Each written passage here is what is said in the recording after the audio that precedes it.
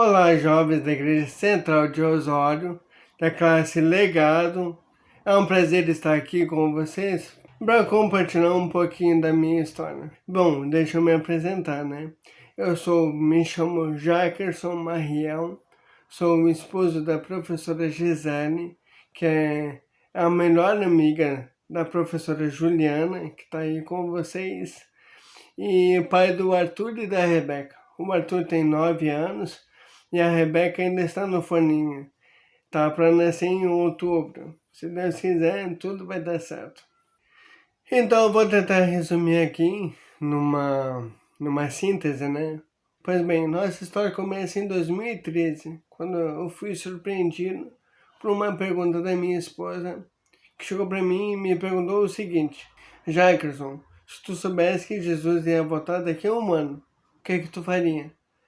Aí eu peguei e falei para ela, né? Olha, eu largaria tudo e pegaria o evangelho para tentar salvar o maior número de pessoas possíveis durante um ano.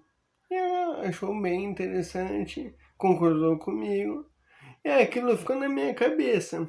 Tá, mas aí, peraí, eu não sei, eu acredito que Jesus tá nas portas de voltar. E então, por que não botar esse plano em ativa, né? Em ação? Aí eu resolvi fazer uma coisa que mudaria nossas vidas. Eu cheguei pra Gisele e falei: Ô amor, foi a minha vez de surpreender ela com uma pergunta. Amor, o que tu acha de eu fazer prova de teologia para nós sermos uma família pastoral? Ela ficou surpreendida no momento, mas me deu total apoio. Então eu fui, me inscrevi para fazer o vestibular para teologia na FADBA, Faculdade Adventista da Bahia, e não UNASP, Universidade de Adventista de São Paulo. E adivinha, né? Eu não passei. Não foi dessa vez. E fiquei bem frustrado, né? Fiquei bem longe da classificação. Para mim foi uma resposta de Deus, né? Para mim não ser um pastor. Nós recebemos de visita um amigo que estava fazendo faculdade de teologia na FADMA. E aí eu contei para ele, eu pensei em fazer, mas não deu certo, então. E ele me pegou e falou assim, mas por que tu não faz de novo? Eu, não, para mim já deu. Agora eu vou ser corretor de imóveis. E é isso, meu plano vai ser isso. Aí ele pegou e fez uma oração que para mim parecia uma maldição, né? Ele orou assim: Olha, Senhor, né, se for da tua vontade que o Jackerson ele se dê bem nas vendas, né, na corretagem, que o Senhor abençoe ele, que dê-me bênçãos, que ele se dê bem e tudo mais. Mas se não for esse o seu plano, a sua vontade para a vida dele, que tudo dê errado. Que ele possa aprender a seguir os seus planos. Ele estava orando e no meio da oração eu estava assim. E quando ele falou isso, eu abri meu olho, olhei para ele assim, né? Tava a Gisele, a esposa dele, tudo com o olhinho fechado, orando. E eu, pá, né? Aí fechei o olho. Aí terminou a oração que ele falou amém. Eu disse, meu, tu me abençoou mesmo, eu disse, porque, né, se não for da vontade, não, mas tu tem certeza que Deus não está te chamando para teologia? Eu falei, tem, então não há o que temer, Deus vai te abençoar. Agora, se não é essa a vontade de Deus, te prepara. Cara, dito e feito, 2014 e 2015 foram os piores anos, questão profissional e financeira minha. Foi terrível. Na metade do primeiro semestre de 2015, minha esposa chegou para mim e me perguntou, né? Ela me surpreendeu. Aí foi a vez dela me surpreender, me perguntando: por que tu não faz o vestibular de novo para teologia? E eu falei: não, capaz, eu já desisti. Ela: não, faz de novo, faz de novo. Ela ficou insistindo, tá, vou fazer. Fiz o vestibular em 2015 para teologia, mas dessa vez só na Fátima. E adivinha o resultado? Passei! Aí eu passei e foi uma benção, foi muita alegria. Aí depois que eu cheguei em casa e nós vimos o resultado, a Gisele me confessou que em 2013, quando eu falei que eu queria fazer o vestibular para teologia, ela não estava preparada. Ela ainda estava curtindo o quartinho do Arthur, curtindo ainda aquela vibe de mãe de primeira viagem. E ela não queria ir. Ela pegou em mim e falou, mas que depois da oração do Jean e com tudo que acontecendo, ela chegou à conclusão, não, acho que Deus quer que realmente nós vamos para o ministério pastoral. E, e eu me lembro que os detalhes foram se encaixando de um jeito. Nós passamos a agir, vendeu todos os aparelhos, conseguiu um emprego no colégio Adventista de Feira de Santana. Chegando lá, não tinha onde deixar o Arthur, mas daí, milagrosamente, o colégio abriu uma turma de grupo 2. Ou seja, abriu uma turma de grupo 2 exatamente para alunos, para crianças de 2 anos, e o Arthur tinha 2 anos. Aí o Arthur já tinha onde ficar enquanto a gente estava dando aula. Nós não sabíamos onde íamos morar. Aí na comportagem, esse meu amigo pegou e falou assim, olha, nós não vamos voltar, então vocês podem ficar lá no nosso apartamento nesse semestre. Aí Deus proveu um trabalho, proveu onde o Arthur ia ficar, onde nós íamos morar. Tudo estava dando certo. Tudo, Deus foi ajeitando tudo. E nós, cada vez que Deus ajeitava essas mínimas coisas, era a nossa certeza do chamado. Em 2016 eu comecei a minha faculdade. Eu comecei a ter algumas quedas. Essas quedas foram se intensificando no decorrer daquele ano. Também comecei a sentir fraqueza nas mãos. E isso foi nos preocupando a tal ponto que nós começamos a procurar diagnóstico. O que está acontecendo comigo? Vocês reparam que a minha fala é um pouco arrastada. Chegou num ponto que a minha fala começou a ficar assim. A minha família não sabia que eu estava pesquisando com um neurologista alguma possível doença. Nós estávamos escondendo da família. Porque a família estava longe, não podia, não queríamos preocupar a família. No ano de 2018, eu tive que parar um curso de teologia, porque já estava ficando muito visível que eu tinha um problema. E eu tentava esconder lá também. Nós conhecemos o Dr. Elias, um neurologista adventista que nos ajudou muito.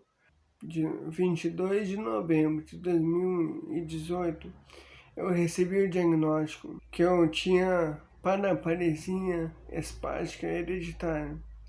A paraparesia não é uma doença, mas sim são sintomas. Sintomas de fraqueza nas pernas, fraqueza nas mãos, pode dar na voz. E é uma doença, são sintomas, né? Uma doença degenerativa e que não tem cura.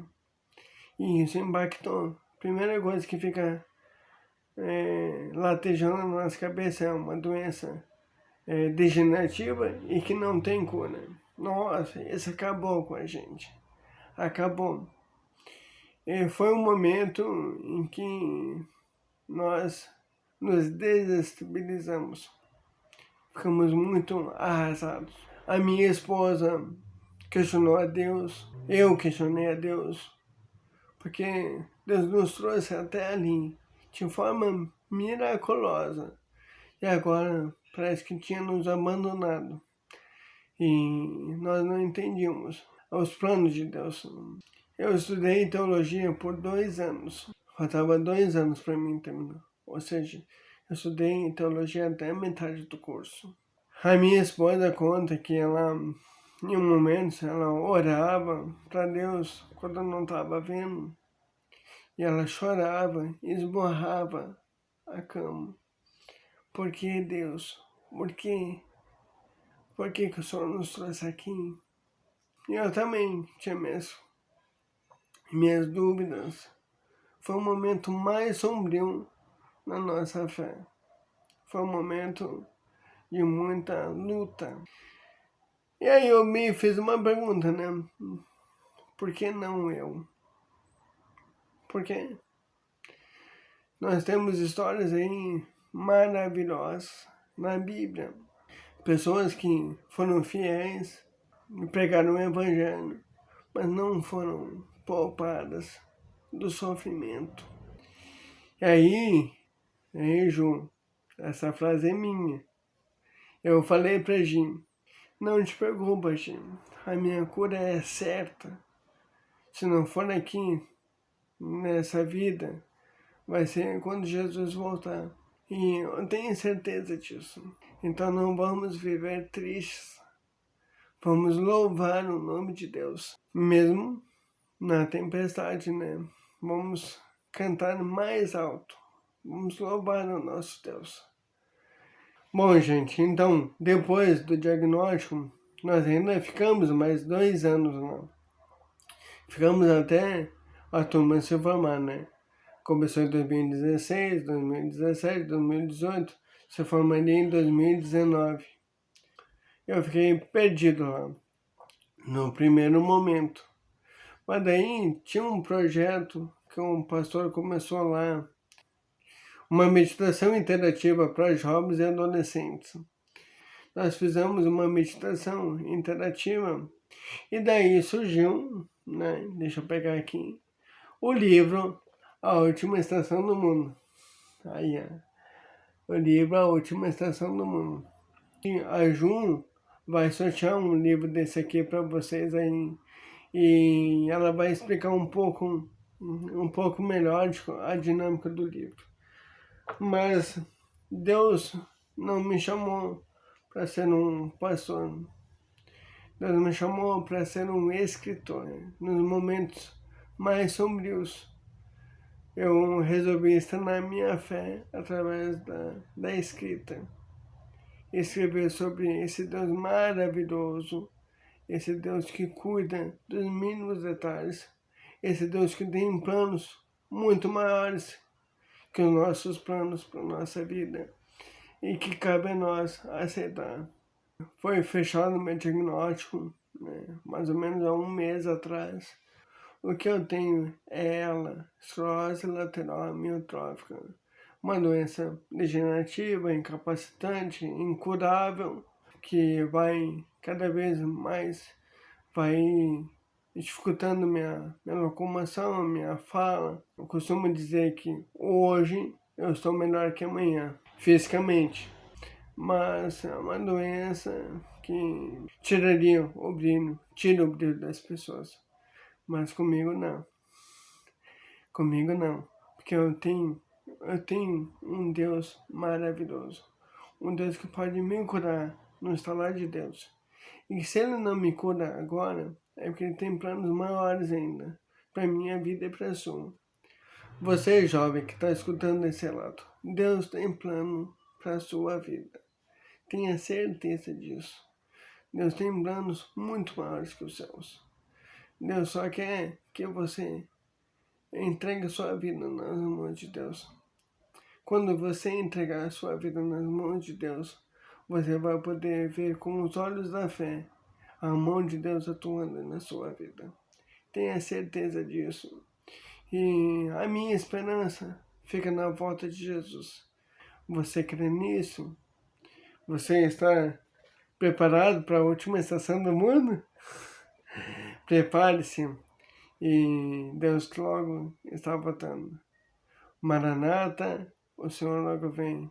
Um abraço a todos e até mais.